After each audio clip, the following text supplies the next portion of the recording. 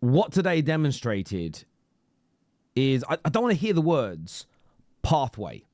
I don't want to hear the words pathway anymore in football. I'm bored of it. I'm tired of it. I'm jaded. We can't sign X. What about the pathway of Y? We can't sign this new winger. What about the pathway of Y? What about the development of X if X, Y, and Z come in? We've got to stop this nonsense. Football fans in general, this isn't just Arsenal, this is football fans in general. We've got to stop this crazy BS. If you are good enough, you will play. If you have fight, determination, you have a little bit of passion. I know people hate the word passion in the modern day game. I'm not too sure why that hurts their feelings so much. Then fight for your position. And what Arsenal did today, it was a drab first half. No one is going to sit there and lie. No one's going to sit there and pretend that there was a lack of intensity. Arsenal weren't quite clicking. Maybe from around about minute 15 to minute 30, there were some decent attacks. I actually thought Gyökeres looked quite bright. Madueke, the whole game, was really running his fullbacks. There wasn't much joy, though. There was some injuries and some delays to the game, but it was a little stop-start and a lack of intensity. The atmosphere was very, very good from the Bilbao crowd as well. And it did appear that it could just be one of those games that Arsenal would have to either grind a win out from, or they would, go back, not with their tails between their legs, but might get nothing from it, might only get a point from it, as an example. Which, opening Champions League game away from home in Spain, is not the end of the world, if we're being brutally, brutally honest. But Arteta wanted more. And the reason why I start this by talking about pathways, the reason why I think that's such an important talking point, is it's become fashionable in the last 5 to 6 years to not want your club to promote young talent or buy players if an individual you like plays in that position. And everybody talks about pathways, when what you've been missing is the idea of depth. And Arsenal won tonight. Yes, Mikel Arteta deserves praise for his substitutions. Why? I know Arsenal fans do. I certainly do it on my platforms. I criticise him for bad substitutions too late. So I'm not going to ignore the fact tonight that he made the right substitutions early enough in the game to make an impact. They were brilliant. And you saw Trossard, and for me, more so Martinelli, who got obviously a goal and an assist. So did Trossard, to be fair. But they came on with the bit between their teeth. They came on with a point to prove. And you've got to say well done to Martinelli. You've got to say fair play to you, young man. He came on and he took being dropped for Eze personally. And instead of crying, instead of boo-hooing, and Man United players take note, instead of running to his agent, to run to the Times newspaper, to run to the Sun newspaper, to run to TalkSport Fabrizio Romano, is that his name? I thought I said his name wrong. Fabrizio Romano, Indy, Ornstein. He went, I'm going to get my head down at training. I'm going to work hard. And you better believe me, when I get an opportunity, I'm going to show you why I should be starting. And that, for me, is a sobering point. That, for me, as an outsider, I know this is going to trigger rivals when I use this word. So if you are easily offended, please put your fingers in your ears. Push them in tight so you can hear nothing. That is scary. Because Arsenal's players want to fight to be in this team. They're not running off to the media. They're not crying, oh, I should be playing. This ain't fair. That's my place in the team. Arsenal don't have fanboy supporters that prefer players over their club running around starting internal fights. Arsenal fans are looking at it saying, come on then, let's have it. You lot, if your players are scrapping it out in training, fighting for places in the team, you're only going to deliver more on the football pitch. It's only going to happen. And that is what I saw tonight. A team, yes, the first half did lack an intensity. There was some elements missing, but you were away from home in Spain, and Athletic Club played well. There was a lack of intensity, but in the second half, I felt Arsenal up their game. But those substitutions from Mikel Arteta, take a bow. They were brilliant. Martinelli shines. You've got the game against Man City now on Sunday. You've got quite a lot of rest. Your team will probably fly home tonight because it's early. It's the early kickoff. Fly home from Spain tonight. Sleep in their own beds, ready for recovery and then prepping for that game. But what it does for Mikel Arteta now is a good headache. Do I keep Eze in the side? Do I reward Martinelli with a start?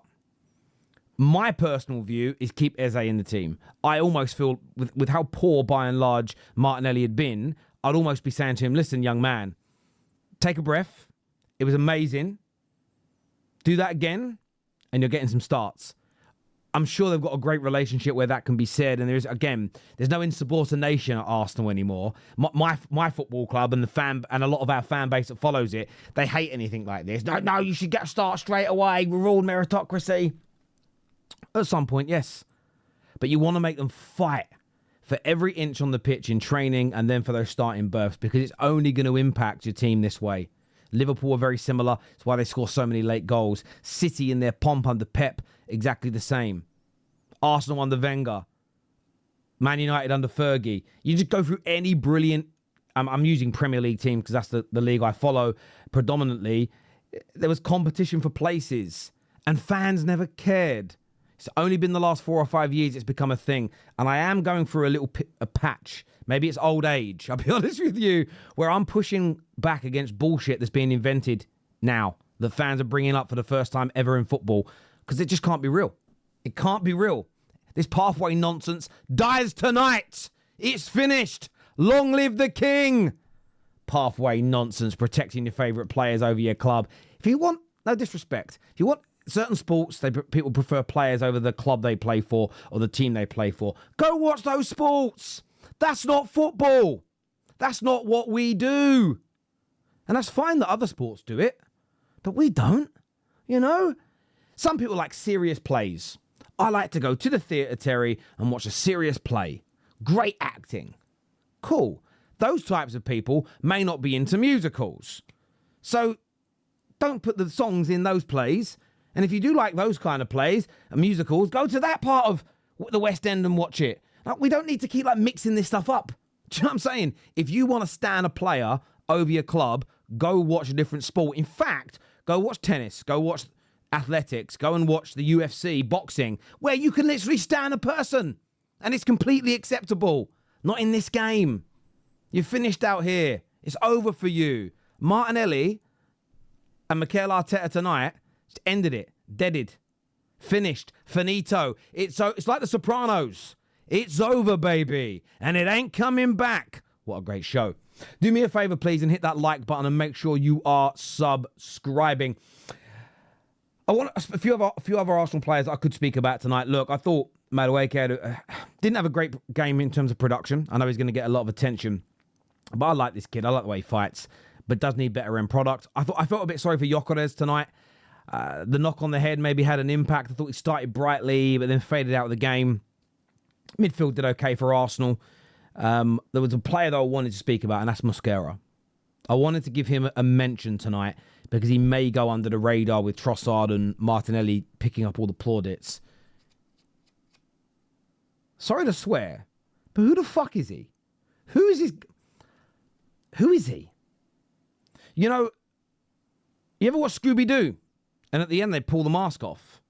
I wouldn't be surprised if that was Saliba under there. I wouldn't.